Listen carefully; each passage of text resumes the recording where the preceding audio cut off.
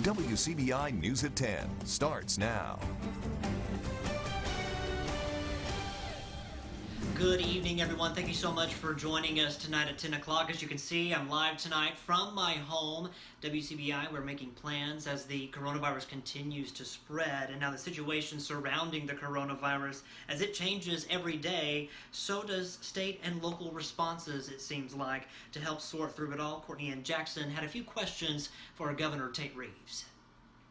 We've seen cities and counties add their versions of shelter-in-place or stay-at-home orders, some before and some after that signature from the governor Wednesday. Many of the local orders that are being put in place are very similar to the executive order that I signed yesterday. So why are they needed? I asked Mississippi College School of Law professor Matt Steffi. I think public health experts would tell us that these additional layers of orders at the county level or usually the municipal level help reinforce the overall message. But maybe you live in a city that says you'll have a curfew in place and there's not one statewide. Reeves says those cities can do that. Okay for them to go a little bit further or try to take additional steps or be more specific in their order if that's what they think their citizens need. Steffi says to think of it in this way. It's a floor, not a ceiling. That is, this is the minimum level of stay at home that's been required by law, and that localities are free to add to that. The one catch, local leaders can't have a more narrow definition of essential businesses than the governor's executive order. So the bare minimum, only essential businesses open, travel for work, grocery store, pharmacy or medical needs, and recreation and amusement spaces being closed. That all applies statewide. But you are expected to follow any additional guidelines your city or county adds to that. I have to think about you ought to do something or not as an individual. The answer is probably no, you probably shouldn't do it. Courtney and Jackson, WCBI News. Also note that you do not need any document if you're going out to take care of essential business like going to get groceries or going to work. Local nursing homes and long-term care facilities want you to know that they're using the best practices to make sure that their residents and staff stay safe. Here's what this means for at least one area nursing home. Every door to the building is locked. Everyone, including staff, they must enter through a locked front entrance. All employees must answer 13 specific questions about their health and habits at the beginning of each shift. All employees and vendors are required to have their temperature taken before they go into the building. Healthcare workers also take the temperatures of residents once a shift.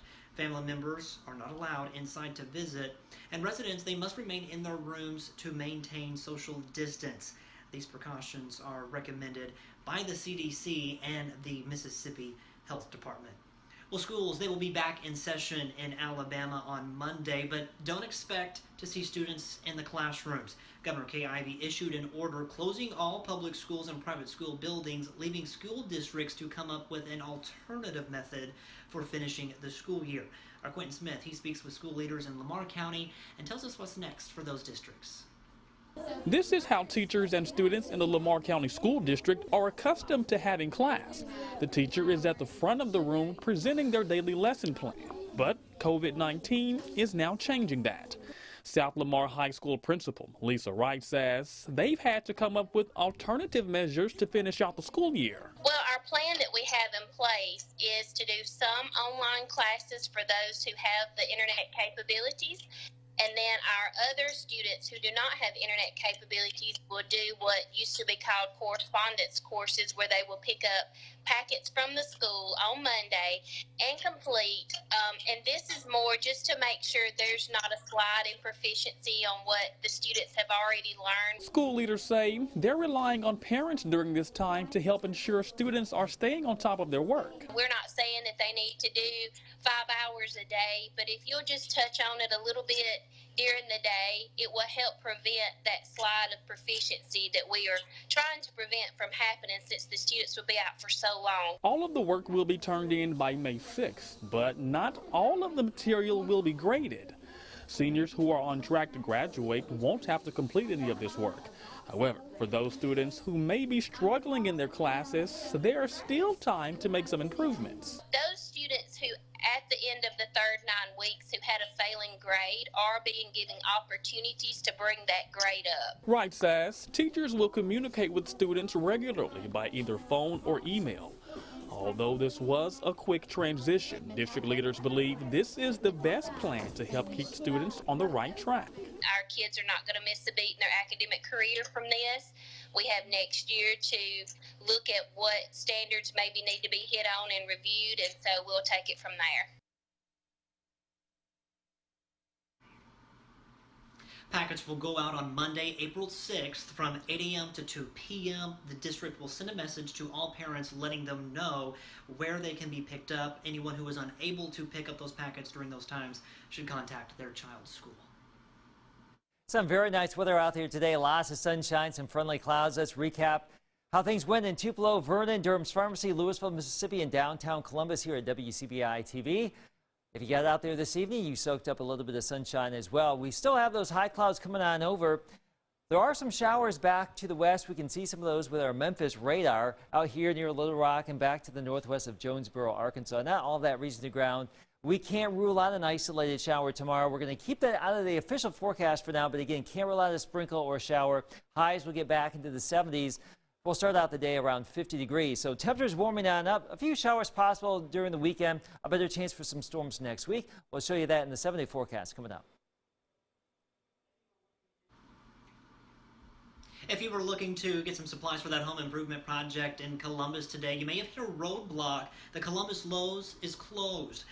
Cleaning crews were called in after Mayor Robert Smith shut it down because an employee tested positive for COVID-19 earlier this week. Our Bobby Martinez has more from the mayor and employees who say that something should have been done a lot sooner. The store is now closed. He put everybody at risk. An empty parking lot was a sight for Lowe's customers on Thursday. The popular home improvement store was forced to close up shop Wednesday night after an employee tested positive for the virus.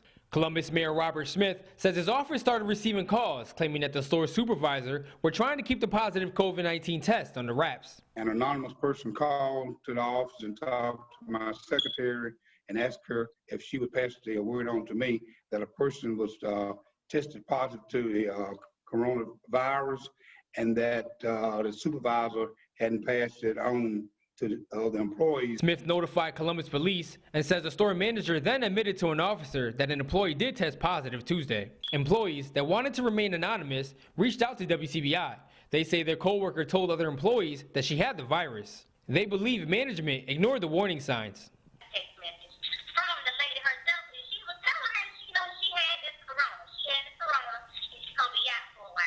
It was something that I felt could have been prevented. You know, because once it got out to the employees that this employee did have it, you know, because she was showing symptoms for weeks now, and she stopped coming to work. And so once the word made it back to management, you know, he just completely denied the rumor. Smith says Lowe's must clean the store according to CDC guidelines. I agreed that if they followed through with what they agreed to, then they could open back up tomorrow morning at their regular time, which is at 6 o'clock. In a statement from Lowe's, they say that the store has been extensively cleaned per CDC guidelines, and they will reopen, that is, tomorrow at 6 a.m. Now, they will also be closing nightly at 7 p.m. That's just to give employees time to thoroughly clean the store. You can read Lowe's full statement over on our website at WCBI.com. All right, now we're going to send things back over to Chief Meteorologist Keith Gibson to get another look at our forecast. Hey Scott, the drought monitor came out today. No surprise here. We have no drought concerns. Actually a little bit drier down there along the Gulf Coast, but we do have some rain chances coming on back in the forecast, especially next week. We'll talk about it next. Your WCBI First Alert Accuweather forecast with Chief Meteorologist Keith Gibson.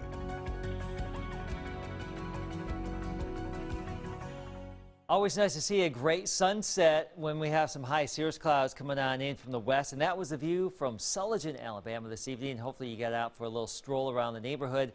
In downtown Columbus, it was looking picture perfect as well down there at the River Trail. Not too bad at all to be out and about here. So make sure you have the WCBI News app. You can share your pictures and your videos with us there, and of course get the latest forecast. Now let's talk about your forecast. Our First Alert forecast for tonight. Who do we have tonight here at 10 o'clock. We've got Tigger. I love Tigger. Mostly cloudy or variably cloudy in the morning, a mix of sun and clouds during the course of the day. Temperatures in the 70s, we suspect, but there could be an isolated shower out and about here. So that's the way it's looking. All right, for tomorrow, we're looking at some 70s here. Not too bad as we get into the last day of this work week. Our national high today, look at this. Much like yesterday, if you were watching our newscast, we mentioned this, 98 today. It was 99 yesterday, Rio Grande Village, Texas. And our cold spot today, how cold do you think we got today in the lower 48? How about this? Look at this. Minus 14 in Box Elder, Montana, up there in Big Sky Country. Wide open territory up there. Wide open cold air coming on down from Canada. 18 in Denver, 17 in Billings. That cold air is going to stay to our north, but on that transition, it's snowing here in Fargo and Minnesota, the Dakotas. Interstate 29 I was looking at is no travel advice at this point, so winter holds on. For us, we have those clouds coming back in. There are some showers back to the west. It looks like that moisture will be limited in size and scope. Now, Futurecast is picking up on some 40s and 50s at 7 o'clock in the morning, some sun and clouds. During the day, clouds and sun. And notice how it's hinting at a chance for a few spotty showers here. We're really keeping that downplayed. We're going to go with about a 10% chance of rain tomorrow. Can't rule it out. Not really a big deal for us. Now, as we roll on into your Saturday, we start out in the 50s, highs getting back well into the 70s, it looks like, with another chance for a shower or storm around here. Excuse me, getting all choked up. Another chance for a shower or storm around here. But I think we'll have some better opportunities for some rain as we get into early next week on Monday and Tuesday. All right, let's just go right to your Accuweather 7-day. Again, I'm getting all choked up here tonight. Warmer 80s and some 70s next week. Better rain and storm chances by Monday and Tuesday. Bringing useful equipment back to life. Up next, how researchers at Mississippi State are helping out during the coronavirus outbreak. You're watching WCBI News at 10 with Scott Martin.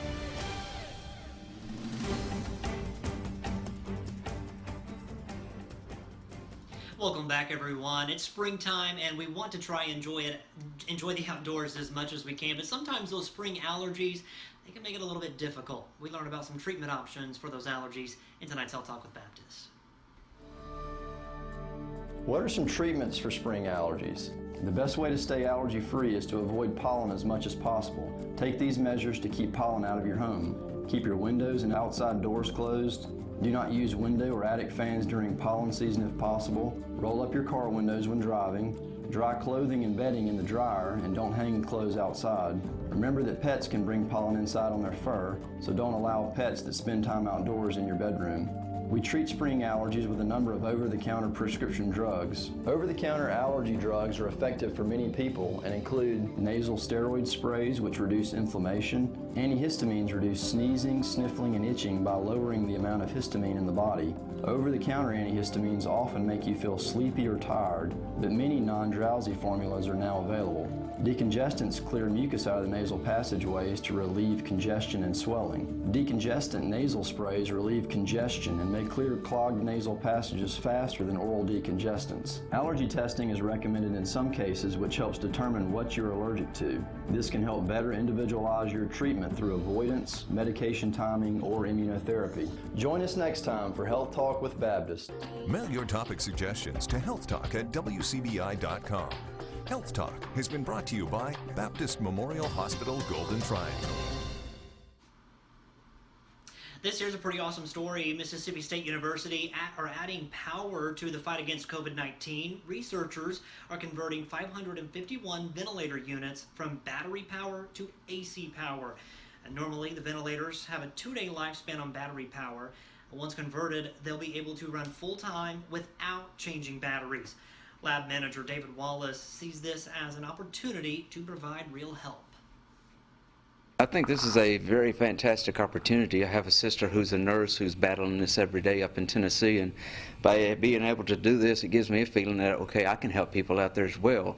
And with my students coming in, it's giving them an opportunity to really give back to the community and work well with them. I'm hopefully that this right here will basically save the lives of some people in Mississippi and keep us going. It's a strong battle that we got coming forward, and this is just a small step to help defeat it.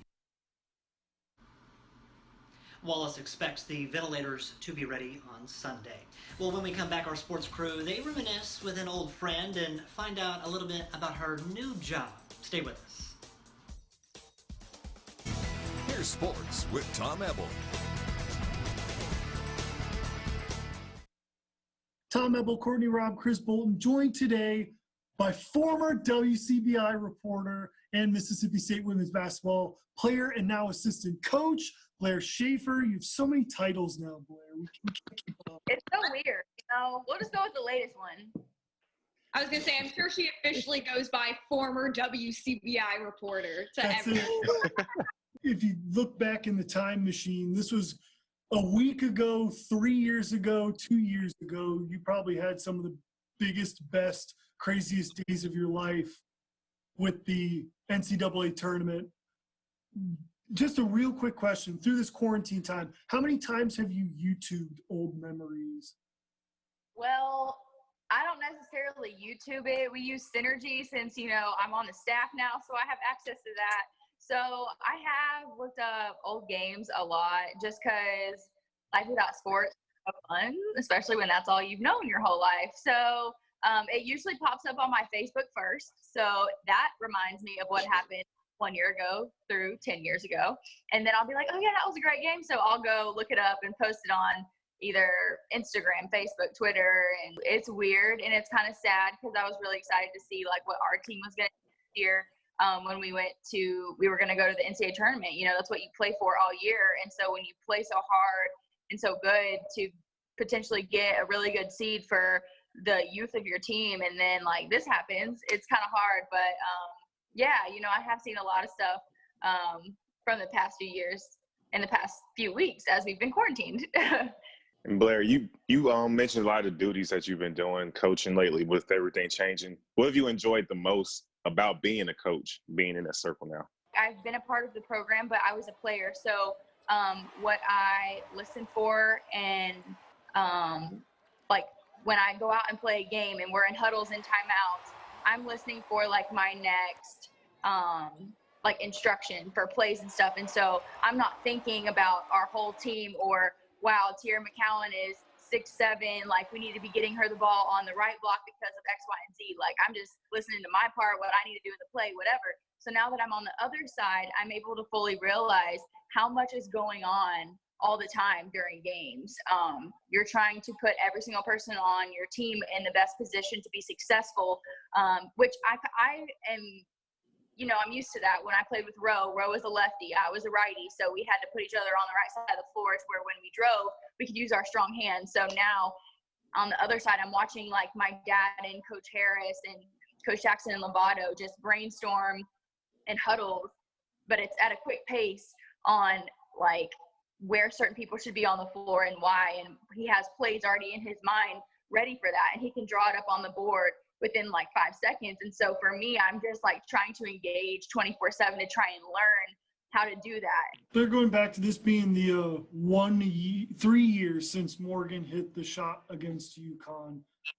What is maybe a story about either that game going up into the game or after the game that is something that you'll always remember, or something that hasn't really been known? First of all, I'll go into the whole shot aspect. So that game was overtime. In regulation, Morgan went against Gabby Williams to drive it. So she went all the way to the rim, and Gabby blocked it into the stands. And so Morgan had already gone up with Gabby in that game one-on-one. And so this was her second time around to go up against her. And since she went all the way to the rim the first time, she felt that Gabby was going to think she was going to try and drive it again because Morgan is so quick. And so Morgan has a really quick first step. So in Morgan's mind, she was thinking, okay, she thinks I'm going to drive it again. I'm going to give her a quick hesitation, quick first 2 steps as if I'm going to the rim and pull up. And so she was able to do that, and that's how she created that separation where she could at least get off the shot. So that's what was going on in Morgan's mind, something that I'll never forget. And y'all, I'm telling you, I see it every time they post it on ESPN. As soon as Morgan hits the shot, me and Dominique go running to Morgan, and Dominique trips me, and I fall on the floor on my butt. And in that like 2-second process, I had to either tell myself, I'm going to sit right here, and we're going to acknowledge the fact that I just fell in front of these thousands of people in this arena and the fact that this will be on game film forever, or I can get right back up and be like, you know what, it's fine, we're just all really excited. So I took option 2 and I got right back up, but every time they replay the shot, doesn't matter what angle, you see me go back, and I am busting it.